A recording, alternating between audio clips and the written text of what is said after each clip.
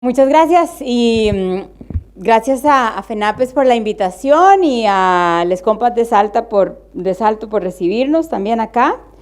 Soy Gabriela Bonilla, vivo en Costa Rica y en Costa Rica está la oficina de la Internacional de la Educación, que es una federación mundial de docentes, y la Internacional de la Educación estableció como herramienta de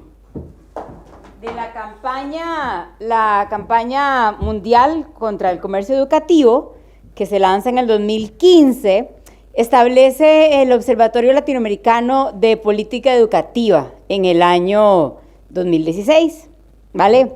Entonces yo, antes de empezar, les quería mostrar, bueno, dónde está nuestro observatorio para que puedan ir y verlo. Y también les quiero mostrar de dónde saco muchos de los documentos que vamos a ver hoy, pero bueno, no estoy pareciendo ser tan ágil como hablar y buscar la página del Banco Mundial. Entonces ahora tal vez al final se los muestro, porque, digamos, todo lo que vamos a mostrar, creo que acá, además, quienes luego estén en círculos de investigación o que quieran tener algún documento para citar específicamente algunas frases, ¿verdad? Las puedan tener, va a ser súper útil que lo puedan accesar. Bueno, entonces se los muestro al final, por favor, no quiero olvidarlo. Yo voy a retomar mucho de lo que mencionó tanto Gabriel como Pablo y luego de lo que hablaron también Julián y Daisy. Es decir, creo que vamos a ver como una relación entre lo que ellos han hablado esta mañana y lo que yo voy a exponer. El observatorio, lo primero que hicimos en el 2016 fue empezar a ver noticias, ¿no?, de toda la región. Y en el 2017 empezamos a leernos todos los préstamos del Banco Mundial y del BID para todos los países. Entonces yo les voy a dejar un cuadro y con las colegas de FENAPES que están también en los círculos de investigación, el lunes nos vamos a sentar. Pero tenemos un cuadro donde podemos ir viendo todos los préstamos de toda América Latina desde 1992 en adelante. Y nos permiten hacer dos cosas. Lo que dijo el negro hace un ratito, de mirar, ¿verdad?, una mirada más regional de cuáles son las tendencias de educación, que, como dijo Pablo en la mañana, en ningún lado te dice privatización. Pero el resultado de todo es que el Estado cede sus funciones para gobernar la educación y las pone en manos de terceros, privados, fundaciones, cooperación, etc. Y también lo que hemos visto es que, en definitiva, el comercio educativo se favorece y está buscando formatos únicos de contratación y empleo docente, relaciones muy básicas de estudiantes y de sus familias y de las comunidades con el servicio educativo. Ahorita quiero además que revisemos de dónde sale ese concepto de poner al estudiante en el centro. Es un concepto del comercio, ¿verdad?, de quienes atienden clientes. Ahorita lo podemos revisar. Y también el comercio educativo se favorece y necesita empujarnos hacia formatos únicos de currículo, muy estandarizado, todo o sea, que los exámenes se puedan hacer haciendo clic y se puedan evaluar con una máquina, ¿verdad?, con una computadorcita programada y listo. Y que esto pueda ocurrir desde cualquier parte del mundo, ¿sí? Es decir, vos puedes hacer un examen que lo evalúa una máquina que está instalada en la India. ¡Listo! Eso es lo que necesita el comercio educativo. Y entonces hoy lo que vamos a revisar, y mucho de lo que hablaron Gabriel y Pablo, y de lo que se menciona acá, yo voy a estarlo retomando porque sé que tengo un poquito, como, claro, sí, teoría de la conspiración muy instalado, pero bueno, es que cuando uno lee estos documentos todo el día, no hay cómo no ver, que nada es de casualidad y todo coincide mucho. O sea, coincide mucho cuando te lees el libro blanco de EDU 21, y te lees las recomendaciones de la OCDE y luego te lees la LUC. Entonces vos decís, ¿cómo? Pero todo se parece mucho. Entonces es buenísimo que tengamos los documentos porque entonces vemos todas las mismas palabras y vamos a ver con los préstamos de los bancos como todo es lo mismo. O sea, es una es un aburrimiento, porque son un montón de actores, pero todos hablan de lo mismo. Bueno, entonces vamos a eso. Entonces, el comercio educativo sí que se favorece mucho de estos pensamientos mínimos, estandarizados, y creo que lo decía, no sé si fue Gabriel o Pablo, el tema de que no haya conflicto, que nada parezca conflictivo, que nada parezca ideológico. Ay, no, que todo sea fácil, que nada duela, ¿verdad? Es decir, como que nada rete a un pensamiento abstracto que tenga ahí como la incomodidad en el proceso educativo, que en realidad el proceso educativo sí que tiene que ver con resolver conflictos, y por eso tiene que haber seguramente incomodidad. Esta fue la introducción de lo que hacemos, entonces voy a empezar a tomarme el tiempo a partir de ahora. Perdón, no lo había encendido. Ahora sí. Vale, entonces, ¿qué hemos estado viendo? Hemos estado viendo que el Banco Mundial, el Banco Interamericano de Desarrollo y la OCDE, que es la gran aparecida en educación desde el 2015, desde que se definen las metas 2030 en Incheon, la OCDE llegó a esa reunión. Y ahí empezamos a ver a la OCDE mucho más activa y como un ente muy legitimado por todos los gobiernos, diciendo qué es lo que estábamos haciendo mal en educación y por qué es que éramos pobres y por qué es que había desempleo juvenil. Entonces, ¿no? Esto empieza a estar mucho más claro y hay una serie de fundaciones y clubes filantrópicos y clusters, que son estas redes de negocios que empiezan a venderse entre ellas servicios de educación, contratarse, y vamos a ver ahorita cómo el Banco Mundial y el BID tienen como condición en muchos de sus préstamos que se contrate y se subcontrate a actores privados, con el discurso de que esto da transparencia, da agilidad y porque el Estado no puede contratar tan rápidamente o tan directamente.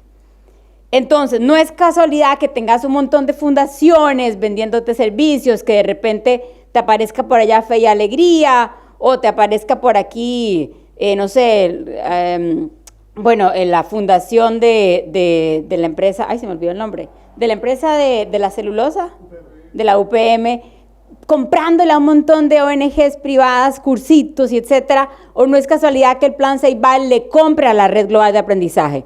Son mandatos que vienen en los préstamos, hacer consultorías y contratar a terceros. Es un modelo de negocio. Entonces, hay un ecosistema, que esa palabra también es muy comercial, digamos, es del sector de bancos de inversión. Ellos hablan del ecosistema, ¿no? Hay una red de negocios privados que necesita que siga existiendo lo público para que le compre servicios. Eso es aquí en Uruguay y es en toda América Latina y es en todo el sur global. Y ahora que Daisy hablaba de lo de Noruega, yo te decía, Daisy, Noruega es el país con más libertad sindical en el sector educativo. Entonces, también aparte que le digas, no, los salarios son de los más altos y hay 3 docentes por aula, y perdóname, hay libertad sindical con cuotas, con horarios, con horas liberadas, con licencias permanentes, ¿sí? Entonces, cada vez que alguien nos saque de estos países, lo primero que podemos decirle es la cantidad de licencias sindicales que hay allá, primero que todo, ¿no? Porque siempre también se les olvida mucho.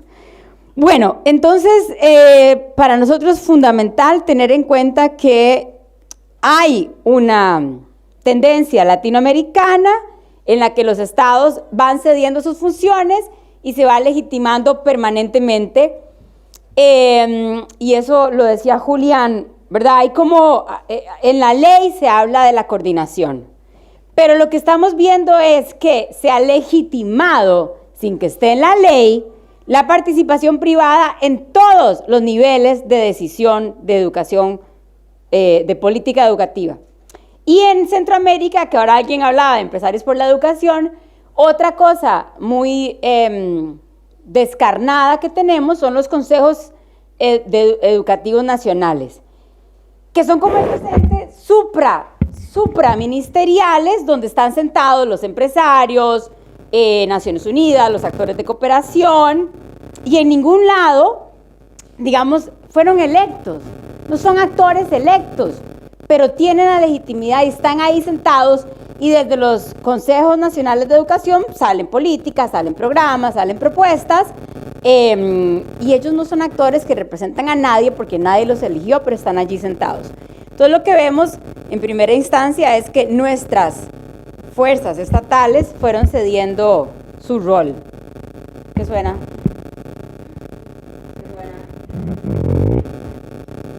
Bueno, algo suena. Para.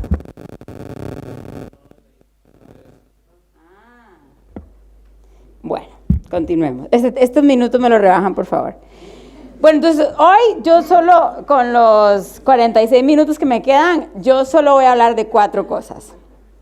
1, negro, que Uruguay tiene unos procesos que los vienen a probar acá y luego nos los llevan a otros países. Pero acá es el laboratorio, me van a perdonar, de verdad que aquí hay un laboratorio, hay un montón de experimentos que ya ustedes los tienen pues muy cercanos, pero se invierten y se prueban acá porque tienen una intención de ser escalables. Y les sugiero buscar el documento del 2015, el informe país del BID, donde, ese creo que está solo en inglés, pero dice específicamente, nos interesa mirar si lo que estamos probando en Uruguay es escalable. Porque si vos sos un banco, no vas a meter plata en algo que te sirve. ¿Cuántos millones hay aquí? 5 millones de personas.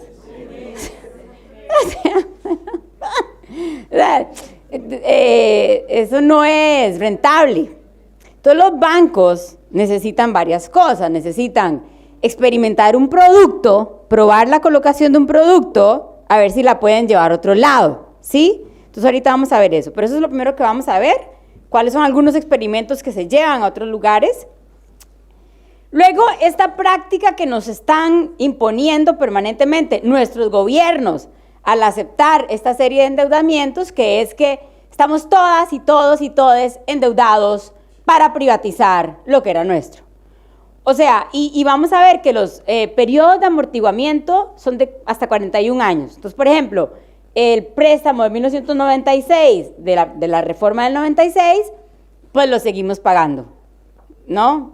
Daisy es la que es experta en mate, pero bueno, 2022, si son 41 años de amortiguamiento, no hemos terminado de pagar esos préstamos. Y además, los estados están usando su propia plata para estos experimentos de cómo me desmantelo mejor. O sea, esto es plata pública para hacer estos diseños de reforma y son reformas para desmantelar el Estado, para achicarlo, y lo estamos pagando con plata pública. Y el cuarto tema que vamos a hablar es, bueno, las alianzas público-privadas, como estos formatos de gobiernos no legales, pero legitimados, y muchos legitimados con los discursos de lo que hablaba en la mañana Pablo y Gabriel, esos discursos de que ahí hay transparencia, etcétera, ¿no? Que el sector privado trae agilidad, trae innovación. Y lo que vemos con las alianzas público-privadas es esta estructura que le permite al sector empresarial tener un continuum de control sobre lo público y sobre el Estado. Entonces, las alianzas público-privadas, de hecho, miren qué curioso, la mayor cantidad de bibliografía que yo he encontrado es gringa, porque al gobierno gringo es del primero que empezó a usar alianzas público-privadas y tercerizar, no solo en educación, sino en otras áreas también. Y claro, ellos ya a final de los 90 estaban escribiendo muchísimo sobre el problema ideológico de las alianzas público-privadas como este continuum sobre el Estado de control. Bueno, entonces yo voy a hablar de 5 experimentos en Uruguay. Perdónenme que hay mucho texto, se los prometo que he tratado de quitarle texto, pero no he podido. Entonces, voy a leer algunas de las cositas que están aquí. Esto les queda a ustedes, no sé quién está a cargo luego de los materiales para que los pueda distribuir. Ah, bueno, listo. Nelson, entonces vos te lo dejas. El INED, que parece pues, ¿verdad? Tal vez se instala de manera muy natural y orgánica, el Instituto Nacional de Evaluación Educativa, creado, ¿verdad?, por ley, tuvo varios respaldarazos del BID, ¿verdad? En el 2012 hay una cooperación técnica que le da $20,000, es poquito, pero bueno, es para ayudarle a arrancar en la etapa fundacional. Y en el 2016 al INED, al Instituto Nacional de Evaluación Educativa, se le dan $300,000 también. Estos son fondos del BID, y lo ponen para empezar a diseñar ahí sí los ítems de evaluación y qué es lo que se va a evaluar y qué es lo que se va a medir y cuáles son las pruebas de desempeño que queremos llevar adelante, y empiezan a hacer un plan piloto en lectura y matemática. Lectura y matemática. Yo decía que hay cosas muy aburridas. Si ustedes se van al informe sobre pobreza del Banco Mundial de 1990, ya en 1990 nos decían, sí, los países lo que tienen que hacer es, currículos centrados en matemática y lectoescritura. Nada más, porque todo lo demás es muy complicado. 2016, el INED, 26 años después, 36 años después, 26, está diciendo, sí, lectura y matemática. Eso es lo que, porque eso es lo que es fácil evaluar, eso es lo mínimo, eso es lo que es fácil estandarizar, ¿sí? Entonces, $300,000 en el 2016, el BID inserta en el INED para ir ahí sí concretando los modelos de evaluación. ¿Por qué decimos que el INED es un experimento? Porque luego en México, en Ecuador, en República Dominicana, se están impulsando institutos de evaluación que, al igual que el INED, tienen este carácter de ser derecho público no estatal, de no responderle al Ministerio de Educación, de no responderle a las autoridades educativas. Y supuestamente, claro, te dicen, claro, porque tienen que ser neutrales o no institucionales, porque así sí pueden evaluar y sí pueden fiscalizar. Entonces ya nos ponen, ¿verdad?, un carácter de control y de oposición, y muy fuerte el discurso, sobre todo el Banco Mundial, de cómo los docentes y los sindicatos tenemos secuestrada a la educación pública y no queremos dar evidencia y no queremos dar datos. Entonces, quien nos tiene que evaluar siempre es un externo, que ojalá dice que sea neutral. Mentira que es neutral, pero digo, así como está acá el INED, vean cuando puedan el Instituto de Evaluación en Ecuador, el de República Dominicana, el de México, ¿sí? Y la OCDE le está recomendando a Costa Rica también tener uno, y que sean institutos autónomos, supuestamente neutros, que sí puedan evaluar. ¿Qué es lo que pasa? Que estamos viendo que acá el INED, además, digamos, tiene toda una oferta de servicios, ¿sí? Y no solo está evaluando, está generando opinión pública sobre la política educativa en el Uruguay. Por ejemplo, en los documentos del INED ya vemos que coincide con posturas de la OCDE. Ya el INED, en el documento del 2018, participa con la OCDE en una publicación sobre el financiamiento educativo. En ese documento se habla de focalizar la oferta gratuita. Lo decía Pablo en la mañana, ¿no? El concepto de equidad para la OCDE, y el INED en esa publicación coincide con la OCDE. La equidad es contraria a la gratuidad, y se dice, la gratuidad no tiene que ser para todos, el Estado está usando mal la plata, que la gratuidad sea solo para los que del todo no pueden pagar, que los que pueden pagar vayan pagando. Entonces hay un ataque a la gratuidad como política universal, y luego el INED también en este documento ya nos habla de más autonomía para los centros educativos para definir el currículo y el uso de recursos. Y tomemos nota de esto, porque luego vamos a ver ahorita cómo la Red Global de Aprendizajes vende a la Fundación Ceibal, el Plan Ceibal, servicios, ¿sí? Y estos servicios los pueden comprar directamente las escuelas. Entonces, claro que te sirve que la escuela pueda tener autonomía en el uso de recursos y en el currículo, porque entonces vas y los compras. Aquí a la par en Chile, allá abajo en Chile, ¿para dónde está Chile? Para allá. Para allá. El sur de la... sí. Pero en Chile ustedes saben que las escuelas, ninguna escuela antes de esta lucha y de esta lucha que hubo por la reforma educativa para la educación pública, pero cada centro educativo compraba su plan anual a una ONG que se llamaban aseguradoras de calidad, agencias aseguradoras de calidad, por $20,000, $25,000. Y una agencia aseguradora de calidad podían ser 2, 3, 4 consultores, privados y te la vendían. Y el Estado esperaba que la compraras para luego aprobarte, no sé, los recursos de alimentación, etcétera. Digo, esto ya está inventado. Entonces, cuando vos lees en un parrafito, no, sí, necesitamos más autonomía para el currículo y el uso de recursos, nos tiene que salir el espíritu de la persecución y la paranoia de la que me acusan a mí, porque esto ya lo hemos visto cómo opera. Y aquí en Uruguay ya está la Red Global de Aprendizajes que le vende a cada escuela, te dice, no, mira, yo te doy los componentes por $2,000 anuales, te doy este modelito. Ahorita lo vamos a ver. Entonces, por suerte están los documentos para que nos acompañen en lo que estamos planteando. Y luego en ese documento de la OCDE del INED, ya se decía, bueno, que es que la ANEP dedica demasiados recursos, 85%, a las remuneraciones. Y hace una estigmatización muy compleja ese documento del INED y la OCDE sobre quiénes son las personas que quieren ser docentes. Y en la página 50 dice que el rezago y el estatus socioeconómico y cultural parecen tener una gran incidencia en la decisión de asistir a formación docente. Y que quienes en el 2009 tenían menos de un año de rezago y aquellos de menores estatus socioeconómico y cultural son quienes tienen mayor probabilidad de optar por formación docente. Entonces empiezan a hacer una estigmatización de la carrera docente como una carrera, digamos, remedial, ¿sí? Para muchas personas. Entonces, esto es muy importante porque vamos a ver ahora, hay un préstamo nuevo del Banco Mundial, el de Pedagogía, que se aprobó ahora en diciembre del 2021 y se va a estar diseñando hasta el 2027 y ya nos habla del perfil docente y a quienes vamos a ir a buscar, ¿no?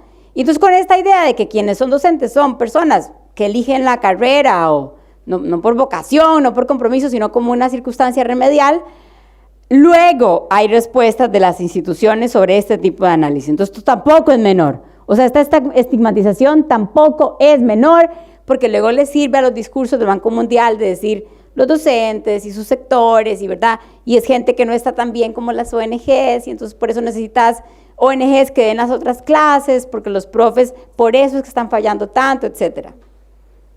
Y esos son documentos oficiales y los saca un instituto nacional que tiene fondos públicos y también tiene fondos por venta de servicios. Este es el presupuesto del 2019 del INED, de cómo distribuía sus recursos y les voy a mostrar nada más, bueno, hubo en ese momento $273,000 con 267 destinados a la compra de servicios, a comprar consultorías, ¿sí? Consultorías. El lunes les vamos a dejar a las compañeras la lista de consultorías que compraron, pero entonces, nada, esto es importantísimo porque en este experimento del INED hay una subcontratación permanente de grupos de investigación para luego sacar estos documentos. El plan Ceibal también tuvo financiamiento del BID, ¿ok? INED tuvo financiamiento del BID, el plan Ceibal tiene financiamiento del BID para hacer los temas de extensión. Sabemos que es un mecanismo que surge para introducir el tema de la tecnología educativa y en Uruguay fue el responsable de una computadora por niño, que sabemos que fueron de los experimentos pre-pandemia que no funcionaron y siguen sin funcionar y siguen sin resolver. Y el plan Ceibal, interesante que en el 2014 el BID lo que le celebra es que el plan Ceibal nos permite hacer evaluación digital de matemática y de lectoescritura. Entonces seguimos esta línea, ¿verdad?, tan estandarizada ahora en forma del plan Ceibal. Pero también hay recursos del BID allí. La Fundación Ceibal, ¿no?, que surge con la finalidad de orientar al plan Ceibal y a otros actores educativos nacionales e internacionales, esto es importante, en temáticas de aprendizaje y mediación en tecnologías. La fundación puede vender servicios a terceros y de hecho lo está haciendo. Entonces la fundación tiene recursos del Ministerio, del Centro Ceibal de Apoyo a la Educación de la Niñez y la Adolescencia, que es dependencia de la Presidencia de la República, recibe recursos de ahí y puede vender servicios. Y entonces el año pasado, y puede recibir donaciones. Por ejemplo, Microsoft le donó casi $1 millón Y ese $1 millón se usó para hacer una evaluación, una rúbrica, un formato de evaluación de competencias. Entonces, la Fundación Ceibal, que nace para orientar al Plan Ceibal y para venderle servicios a quien los necesite y quien los quiera. Están vendiendo servicios en México y atención, hubo una reunión en Costa Rica, donde entonces estuvo la Fundación Ceibal, el Plan Ceibal, el BID, para lanzar y diseñar la Alianza por la Digitalización de la Educación en América Latina, ADELA. Y vean qué interesante, ellos decían, no es que lo digital no funcione, es que no lo hemos evaluado bien. Entonces lo que nos urge hacer es que financiemos más evaluación de lo digital. Entonces, Ceibal, que está aquí en Uruguay, se está buscando a ver cómo se escala a los demás países, y ya hubo la reunión esta latinoamericana en Costa Rica. Entonces, quienes puedan empezar a escuchar, busquen cosas de ADELA. Bueno, el INED, el Instituto de Evaluación, también estuvo allá. Es decir, es interesante que Uruguay, ¿verdad?, se le esté promocionando tanto el BID llevándola a estas reuniones.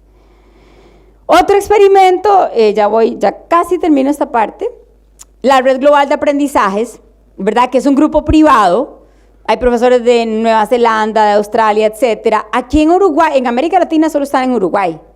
Y en Uruguay, la Red Global de Aprendizaje, si ustedes ven las actas de compra de servicios, son los principales proveedores de servicios del Plan Ceibal. Los principales, ¿sí? Funcionan como un equipo de especialistas contratados y hay 400 escuelas, centros uruguayos en educación primaria y media, que actualmente reciben materiales de la Red Global de los Aprendizajes. La Red Global te dice, bueno, ¿cómo pueden participar? Se pueden hacer un grupo de escuelas, 100 escuelas, y les vendemos el plan de evaluación y de componentes. Es un plan que tiene contenidos, evaluación y herramientas para directores, para docentes, para administrativos y para acompañamiento digital. Y entonces se venden los planes anuales por $2,000. Lo mínimo que venden es a grupos de 5 escuelas. Por eso yo decía, es importante cuando el INED te dice, en un documento del INED, es clave que las escuelas tengan más autonomía, porque luego con esa autonomía se pueden hacer estos negocios, ¿sí? Entonces, vale. La gente que está anotando puede anotar con rayitas y juntar todo, así.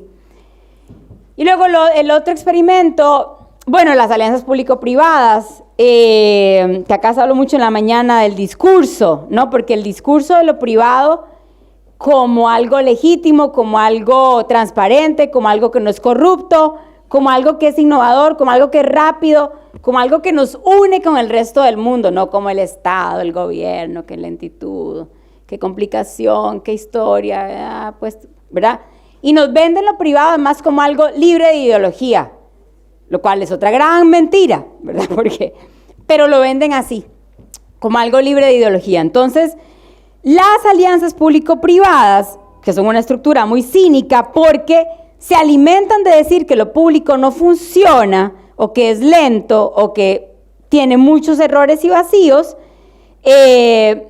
cuando en realidad al sector privado le sirve estar a la par de lo público, porque lo público lo legitima, además le paga, le compra servicios, y además le permite estar presente en sectores y lugares donde nunca hubiera estado ese grupito privado, nunca hubiera tenido acceso ahí. Solo el Estado, y principalmente el sector educativo, tiene acceso a todas las zonas de nuestros países, ¿sí?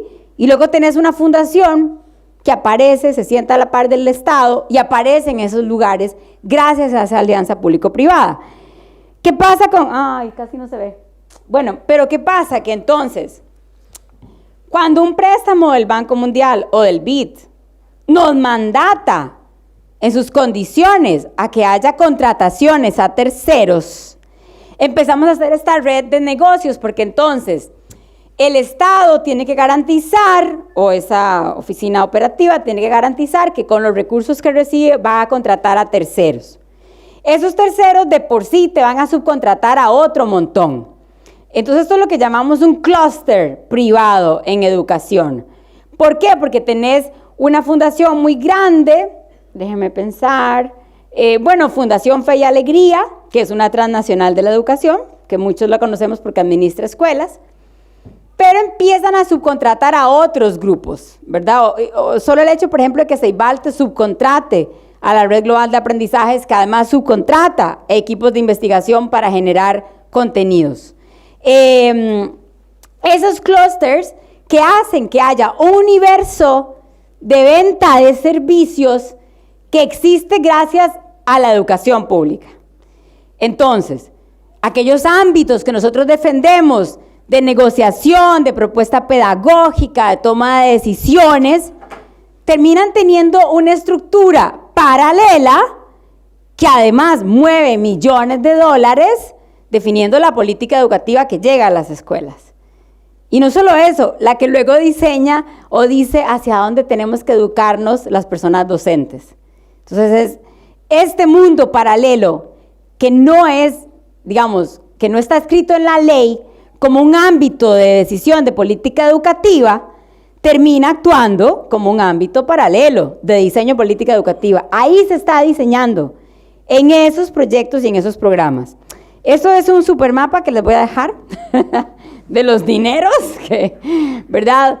Y de cómo, claro, estamos todas y todos endeudados para pagar esta estructura de negocio, de diseño de la política educativa que privatiza. Estamos todas endeudados para privatizar y para desmantelar nuestros puestos de trabajo y para destruir la política educativa. Sí. Vale, ya voy a correr. Y el último experimento, antes de entrar a ver los préstamos, no, sí, es verdad. Bueno, es que la OCDE, lo que les decía, la OCDE ahora está también actuando como un asesor de nuestros gobiernos. Y quienes quieren entrar a la OCDE, ustedes saben que la OCDE primero te hace un examen, un análisis de cómo estás en todo, política del agro, política bancaria, política de salud, y te pone a decir todo lo que te falta. En el documento que hace la OCDE en el 2016, una de las cosas que dice, lo que mencionaba Daisy hace un ratito, es que dice que en el Uruguay hay que avanzar hacia otro sistema de gobernanza, porque aquella estructura que había antes de la LUC, ¿verdad? Tantos entes de toma de decisión, tantos consejos desconcentrados, hacía muy difícil implementar una reforma holística en el sistema, un cambio holístico. Y entonces ya la OCDE llamaba a revisar la participación de los sindicatos en las tomas de decisiones. Vayan a ese documento, que es este. Hablaba de revisar la gratuidad, hablaba que hay que reconceptualizar el trabajo docente, había que hacer un perfil docente basado en competencias. Esto es el documento de 2016. Ya recomendaba contratar según el desempeño, ¿verdad? Que no estuviera necesariamente el cargo de trabajo con una estabilidad, sino que estuviera vinculado a evaluaciones. Y hablaba de, diseñar nuestros presupuestos basados en resultados. Entonces, esto es la OCDE. La OCDE es muy interesante porque todos los documentos que hemos visto para Colombia, para Costa Rica, para el Perú, para México, el que es más específico es para Uruguay, es decir, el que tiene los mandatos que luego vimos reflejados en la LUC es el de Uruguay. Entonces sí les recomendamos, ojalá que puedan también mirar este documento. ¿Qué estamos viendo? Que la Agenda 2030 en educación llamó a que haya más formación de docentes y habilita la Agenda 2030 en el objetivo 4, habilita a que haya ONGs, iglesias, grupos privados, fundaciones, formando docentes, porque hay una urgencia mundial que al Estado no le va a dar tiempo de suplir. Entonces, ¿qué pasa? De verdad, ¿verdad? Y es un parrafito que te dice, bueno, cooperación internacional para formación docente, lo que urge es que haya personal docente. ¿Qué hemos visto? Voy a correr porque ahora ya me están presionando un poco, pero hemos visto también esta intención de además de la formación docente a cargo de terceros y de privados, la oferta de servicios uno a uno o creo que fue Daisy la que lo dijo, por demanda, ¿no? Entonces, y el juego de lo digital va a funcionar mucho para eso. Ya en China ustedes saben que, bueno, no sé si lo saben, pero uno puede entrar a una plataforma y comprar 3 clases de inglés, 2 clases de química y una de mate. Check, check, check, listo. Y por eso el sistema de créditos equivalentes es muy útil para este sistema de graduarte comprando algunas clases y no respondiendo a un currículo. Y el discurso del estudiante en el centro, ahí sí, el cliente en el centro nos pierde, nos saca de un sistema educativo. Porque lo que está en el centro tendría que ser un proceso colectivo de la capacidad de entender nuestra realidad y actuar sobre ella, ¿cierto? Digo, según Freire. Pero la idea del estudiante en el centro, no, nosotros lo que queremos que esté en el centro es un derecho humano al acceso a la educación que se vive junto con otros. Los derechos humanos no los querés vivir a solas, vos en el centro, ay, yo. No, los derechos humanos y la educación es un derecho humano. Ese discurso de poner en el centro es un discurso del sistema bancario, inicialmente por su política de servicio al cliente. Entonces vayamos a leer todas las teorías de user experience y experiencia de la persona usuaria y vamos a ver en esos documentos el discurso de poner en el centro al cliente. Nos pasa que la OCDE está diciendo que el futuro de la educación son servicios uno a uno que se ofrecen según necesidades, ojalá con equivalencias, y luego mucha tercerización y luego algunos hubs, como algunos centros de momentos educativos donde vas y sí te encontrás momentáneamente porque tus necesidades coinciden con la de otros. Y todo este tema de educarte as you go, ¿no? Los cursos que vas necesitando. Voy a correr, les dejamos esto de educación por competencias, porque si no, no voy a llegar a 2 experimentos más. Denme 5 minutos más. Y llegamos a los préstamos, ya casi. Pero es que acá alguien, creo que fue Pablo, que habló mucho de los sistemas de privatización. Les cuento que en Perú en el 2020 se aprobó la norma 326. Y esa permite que cualquier persona desde cualquier país del mundo administre escuelas en Perú. Y no tiene que estar instalado en Perú. ¡Ah! Vean. Está ahí, vayan a la norma 326, artículo 5.2.1.1. No tiene que tener sede en Perú, puede ser un grupo privado, puede ser un banco de Nueva Zelanda, puede ser una fundación en Corea del Sur que pueda administrar escuelas públicas en el Perú, con el discurso de la agilidad, de la transparencia, de que definitivamente va a ser mejor administrando recursos. Experimento. O sea, ¿ustedes creen que aquí en Uruguay no escucharon ya de eso? O sea, pongamos atención a esos inventos que están a la par porque terminan por llegar. Y luego, otro experimento, voy a correr. La historia de que, bueno, claro, como nos faltan 10 millones de docentes de aquí al 2030, vean qué interesante el grupo Barkey, de la Fundación Barkey, que da el premio al docente del año. ¿Cómo se llama el premio? ¿Aquí quién lo ganó? Sí. Lo ganó alguien, ¿no? Claro. La Fundación Barkey, del grupo Barkey, es de un grupo económico que se llama GEMS Education, y tiene, aparte del grupo de la Fundación Barkey, GEMS Education es la red de escuelas privadas, y tiene una universidad donde forma a esos docentes de sus escuelas privadas, el TELAL. Entonces, este es otro experimento. ¿Por qué? Porque cuando decimos, urgen profesores, cuando ves documentos que dicen, hay que hacer, ahorita llegamos a esos, hay que hacer una reforma curricular de la formación inicial docente, y aquí lo han dicho, porque hay que dejar de formar docentes en temas específicos, que no sean especializados para que alguien de química, ¿no? O sea, mejor algunos temas, química, otros, físico-matemática, etcétera, que eso es lo que viene ahora con la reforma del Banco Mundial acá, eso es lo que propone el documento. Estos del grupo GEMS, de la Fundación Barkey, que tienen su propia universidad, Telal Institute, le venden a los que van a ser sus profes la carrera universitaria, les enseñan exclusivamente el currículo de sus escuelas. Entonces te gradúas de Telan para ser profe de sus escuelas GEMS, ¿sí?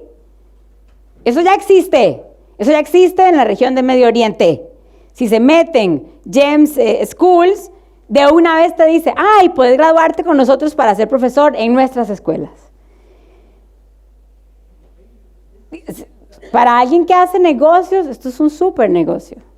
O sea, para alguien que no entendió nada, eso es un gran negocio, ¿sí?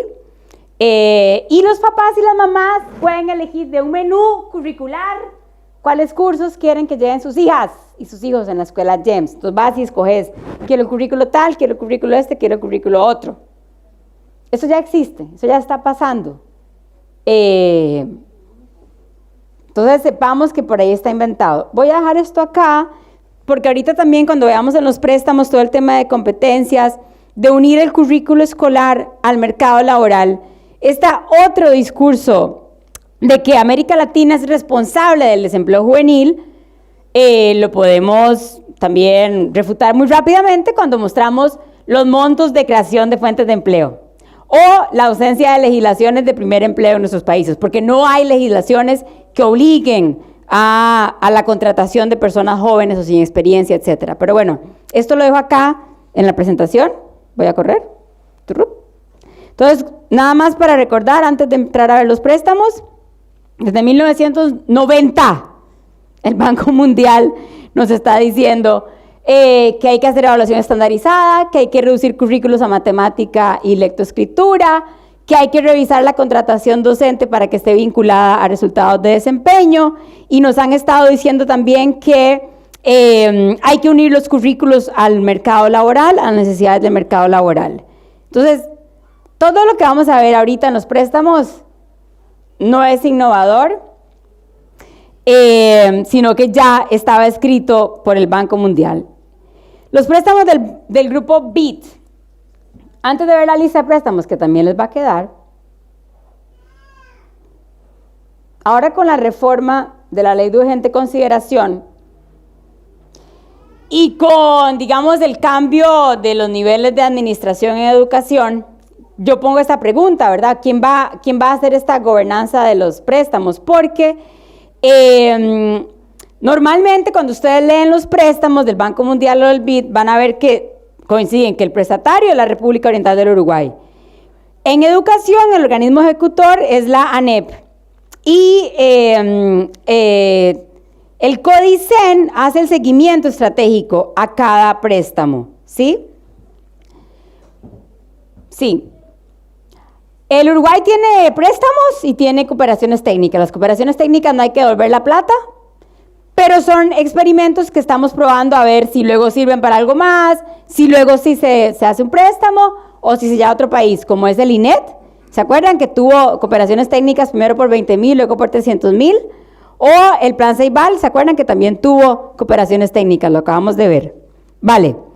Sobre todo en Uruguay, ¿qué hemos visto? Hemos visto préstamos, tanto del Banco Mundial como del BID, para permanentemente. Van a ver que desde 1996, en todos los préstamos, tienen todos un componente de modernización de la ANEP.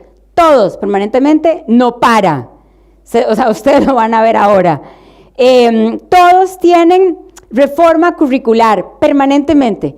Todos tienen reforma de la formación docente. Todos los préstamos. Entonces vos decís, o sea, me estás endeudando desde 1996, algo que no te salió, o sí te salió, pero nos siguen endeudando como países, y esto no pasa solo en el Uruguay, esto pasa en todos nuestros países.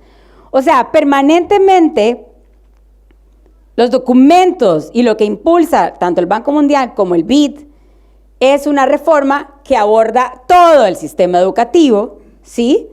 Y cada vez más empuja, bueno, cada vez más además los casos de negocio, las explicaciones, las justificaciones, hablan mucho del fallo de lo público, de los errores de los docentes, de las incapacidades de los docentes, de las debilidades del sector docente, y que por eso hay que, ¿verdad?, ir sacando o ir trayendo otros actores que equiparen esos supuestos vacíos. Y luego hemos visto préstamos, además de la reforma curricular. El BID participó en las escuelas de tiempo extendido, en el diseño de escuelas de tiempo completo, en las María Espínola, en esos diseños que están, ¿verdad?, en estas reformas a la María Espínola. Entonces, el BID está sentado a la mesa de los diseños de la política pública educativa de este país. Vale, me quedan 5 minutos. Por dicha, con esos 5 minutos nos va a dar tiempo a ver todos los préstamos que están activos. No, mentira. No me quedan. No, pero es que yo vengo a Costa Rica, ya es otra hora. Allá el tiempo es distinto. No, me quedan 6 minutos, yo me lo estoy midiendo. Vale, con estos minutos, pero igual ahora tenemos los grupos de trabajo en la tarde. El primer préstamo del 96, los gringos tienen un dicho que es, has visto uno, has visto todos. Eso es un dicho gringo.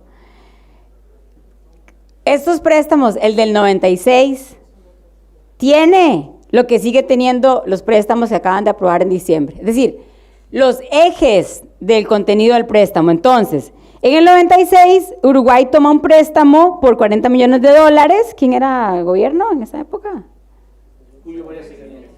Bueno, en ese gobierno, el préstamo incluía una reforma en educación media, revisar y actualizar el currículo de educación media, un nuevo modelo de funcionamiento de los liceos, un programa de capacitación a docentes, sí, y de nuevo, apoyar la administración de la ANEP. En el 2000, esto más adelante. En el 2001 hay otro préstamo por 75 millones, del BID también en educación media. ¿Quién era gobierno en 2001? Bueno. No, por algo que decía en la mañana, creo que fue Pablo. Más allá de la postura ideológica, todos los gobiernos han tomado préstamos, ¿sí? Lo que pasa es que con el tiempo también los bancos han hecho mucho más expertos en temas pedagógicos. Y entonces su participación está ahora en temas más profundos sobre pedagogía.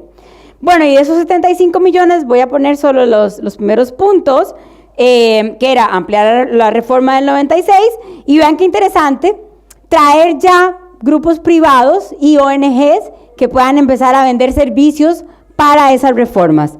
Y hablaba de constituir un equipo técnico de consultorías, ¿sí?, que pudieran hacer el diseño curricular. 2001. Ya empieza el comercio educativo a estar establecido en los documentos de los préstamos. En el 2010 se aprueba un préstamo por 48 millones. ¿Ahí ya era el Frente Amplio? Sí. Ya, y ese fue el préstamo del programa de apoyo a la educación media y técnica y a la formación en educación. Y ahí voy a mencionar solo algunos de los puntos, que son los que están al principio, que habla de mejorar. El préstamo buscaba diseñar estrategias para mejorar la oferta curricular en educación media para que estuviera más apegada al Estado, no como todos los modelos de formación dual también. Hacer el sistema de equivalencias para que funcionara para la educación técnica y tecnológica, y de nuevo hacer un sistema de apoyo para la gestión de la ANEP para su modernización. Tiene mucho más elementos el préstamo, pero ya llevamos 40 millones más 96 más 48, 84 más 88 más 96. ¿Cuánto? Dijiste 48, 75, el segundo 40. No, 40, 75 y 48. Sí, pero alguien que lo sume. Bueno, y era solo el 2001, es decir, habían pasado solamente 5 años en el país y llevamos ese nivel de endeudamiento en reformas educativas. En 5 años, en un país de ¿cuántos millones de personas?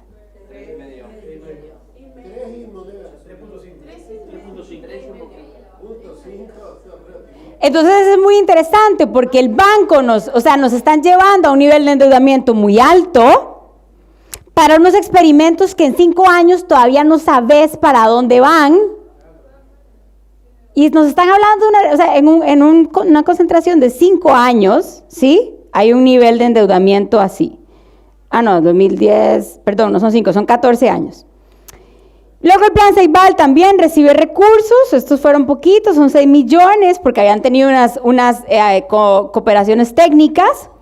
Y de nuevo aquí era para incentivar el proceso de aprendizaje de matemática e inglés y de evaluación, para llevar la plataforma PAM a varias escuelas y para empezar el modelo de contratación de docentes remotos. Entonces, vale, también nos endeudamos para probar ese modelo.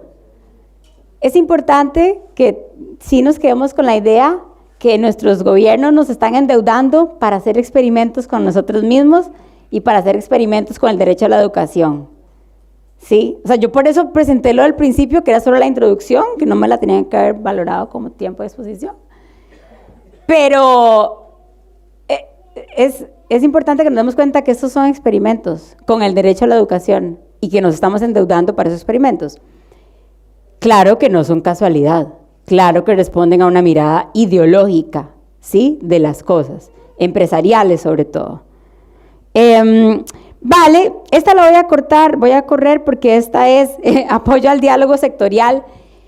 Y vean qué interesante, es el diálogo entre el gobierno y el banco lo que se paga acá. No es diálogo con sectores sociales. Los $300,000 es para pagar consultorías, para un proceso de diálogo entre el gobierno y el banco para decir cómo van los préstamos que tenemos, cuáles otros vamos a hacer. Esa fue la cooperación técnica del 2016, ¿sí? De diálogo sectorial. Y vean qué interesante porque entonces hay un punto que tiene que ver con apoyar el diseño y el desarrollo del INED, de la Evaluación Nacional de Logros Educativos. Era parte del diálogo en el 2016. Sentémonos para ver cómo vamos a planear la Evaluación Nacional de Logros Educativos, ¿ya? Y entonces, claro, en el 2016, recordemos lo que había dicho el INED, y esta cooperación técnica del BID nos habla de hacer un análisis cuantitativo descriptivo de los docentes uruguayos. Sí, esto ponía el BID en el documento, que incluirá como mínimo los ingresos, las desvinculaciones anuales de la carrera.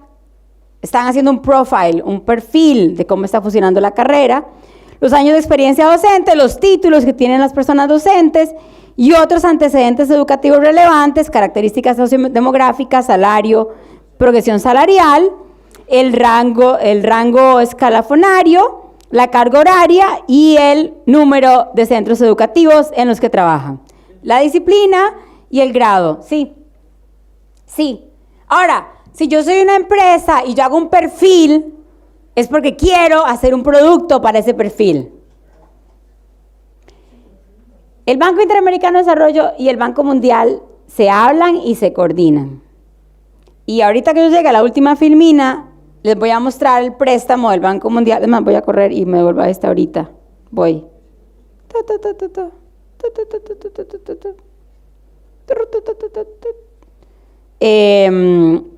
A ver, ¿dónde está? Acá.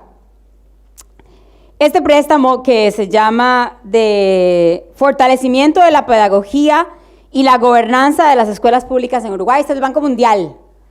Si ustedes entran a la página del Banco Mundial, está en preparación este préstamo.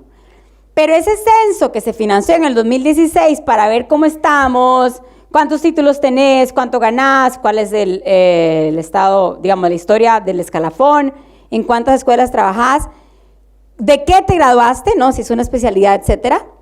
Esto se va a usar para este diseño, porque tiene un diseño de formación docente. Todavía no están los documentos porque está en preparación. Déjenme ver, acá yo tengo abierto, espérense. Ya casi nos vamos a ir a almorzar, yo tengo hambre. Pero, si ustedes entran, déjenme ver, este es el horario, este es el cronograma de documentos que tiene que ir alistando el banco. Ay, se ve chiquitico. Bueno, a ver. acá.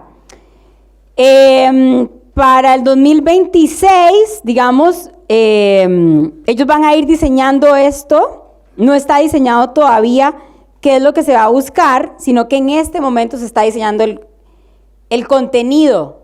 Pero ya se sabe que hay un préstamo del Banco Mundial y ahí sí es un diseño de la nueva pedagogía del Uruguay.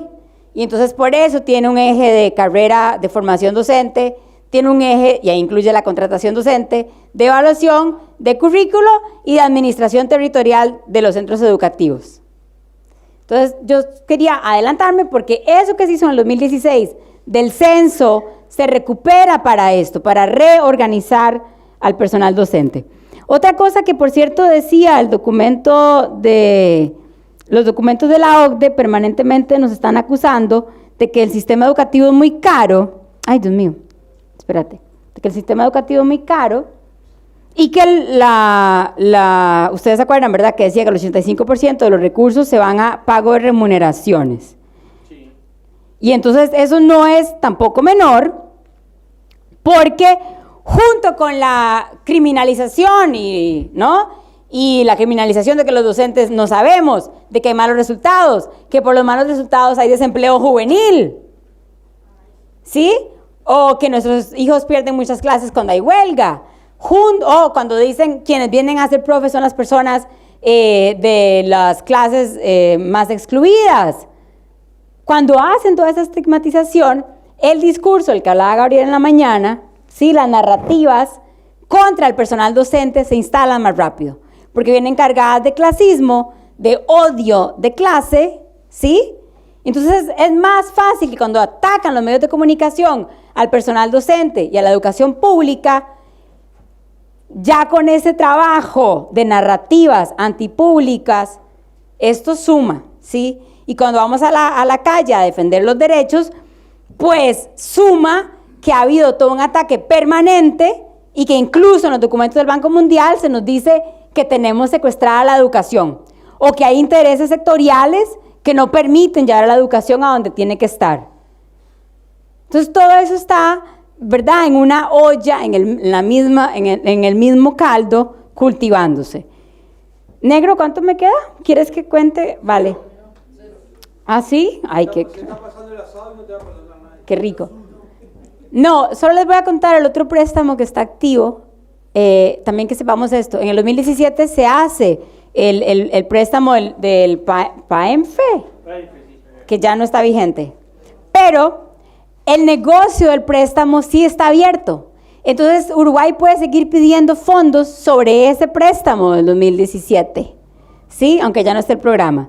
En el 2017 hubo un endeudamiento por $200 millones y en el 2021 se aprobaron otros $50 millones. ¿200 millones o 200 mil?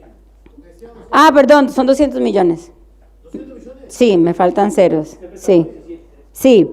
Y luego se aprueban otros 50 millones ahora el año pasado. Y allí, de nuevo, hay una contrapartida del Uruguay. El Uruguay tiene que poner 24 millones y además adquirir un préstamo de 50.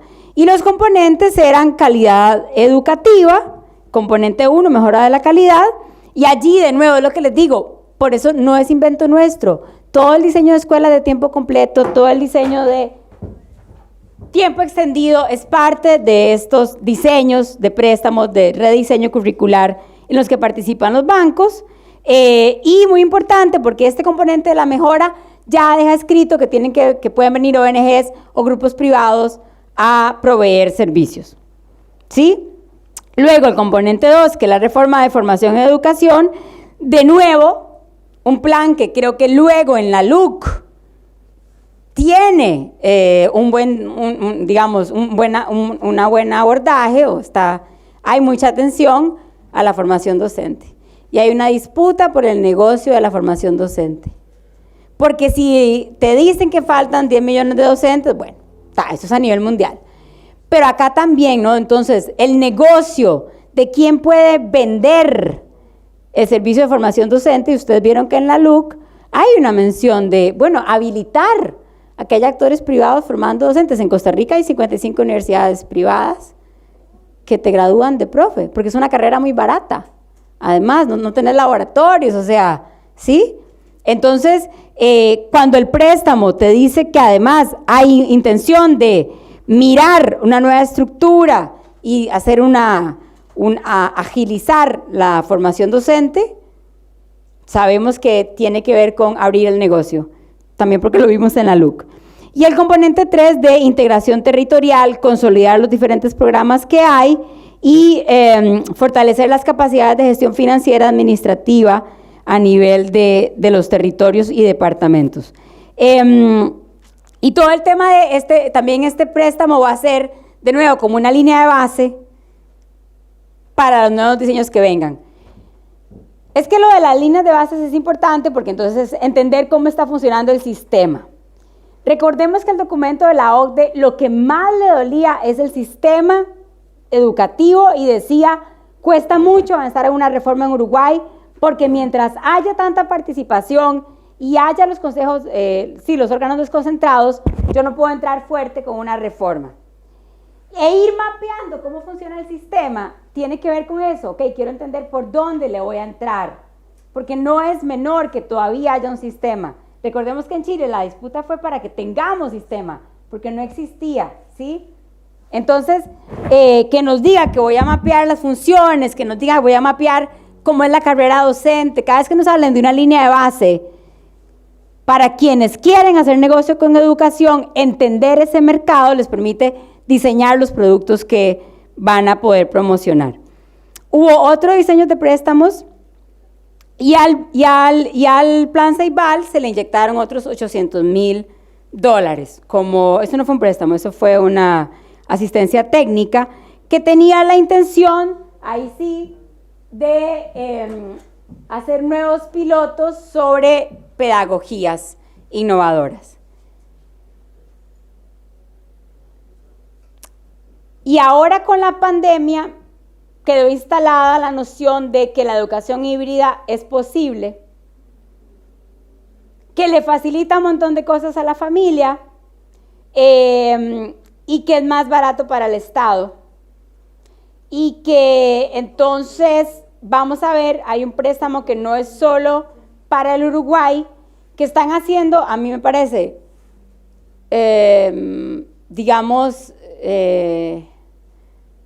como descarnado, porque es un diseño de préstamo de aprendizaje en lectoescritura en primera infancia digital. Exacto, entonces aquí quienes hayan dado clases, incluso con personas adolescentes, saben, ¿verdad?, cómo es la relación de la lectoescritura. Entonces, compañeras, compañeros, sentarnos con el Banco Mundial y el BID permanentemente, como nos lo imponen nuestros gobiernos, a que haya esta participación tan fuerte de entidades financieras diseñando la política educativa y que en este momento estén diseñando otros préstamos para el Uruguay. De hecho, no hay documentos, están en inglés, todavía no existen los documentos. Hay otro nuevo de apoyo al diálogo educativo, Support for Educational Dialogue, ahí está, no hay documentos todavía. Yo hice una foto de lo que dice el banco, porque todavía no está. O me sale otro, también en inglés, Behavioral Science, Ciencias del Comportamiento para el plan Ceibal. Entonces van a hacer, tuve que hacer la foto porque no está el documento todavía. Pero sabemos que está en preparación, preparation, status preparation. Y entonces dice que le van a apoyar al plan Ceibal para conocer un poco más de ciencias del comportamiento. Solo voy a cerrar diciendo esto. O sea, nuestros gobiernos de América Latina, del signo ideológico que fueran, se sentaron con las instituciones financieras internacionales en la mesa, sin nosotros, a aceptar, endeudarnos para diseñar este tipo de políticas educativas. Entonces yo estoy en la clase y me llega una persona a medirme el tiempo efectivo en aula. ¿Ya les llegaron a medir? ¿No? Bueno. Vale, sí. Pero eso pasa. Y es parte de estos modelos de mejora, de eficiencia, etc. Entonces yo estoy en la clase y me llega esto, o me llega una ONG, o me toca hacer el taller y la evaluación de inglés estandarizada, o nos toca hacer la prueba PISA, ¿verdad? Cosas que terminan pasando en nuestra vida cotidiana, ¿sí? Fueron decididas a través de estas decisiones con los préstamos. Y están tomándose entonces decisiones de reformas educativas donde no estamos participando, porque no son mesas de negociaciones legales, ¿sí? Están legitimadas, pero no están estructuradas en la ley. Entonces no tenés una ley que te diga, sí, la política educativa va a ser diseñada con un banco internacional. No, pero está pasando así. Yo creo que les voy a dejar esto negro, porque sí, todas las personas que vivimos con este delirio de persecución, de que hay un plan que sí está en contra de nuestros derechos, de que hay un plan para mantener la educación pública, tenemos los documentos que nos pueden respaldar. Y lo que hacemos en el Observatorio Latinoamericano es sacar documentos cada mes, ¿no?, para acompañar a esta investigación. Negro, tenemos toda una lista de los préstamos del Uruguay, se las vamos a dejar. Sumé 469.500.000 euros. Pero es que sí, te faltaron unos que los que tuve que correr porque pasé corriendo porque el negro me estaba haciendo caras. Vámonos. Estamos en el mejor de los mundos, entonces. No, pero sobre todo vámonos a comer.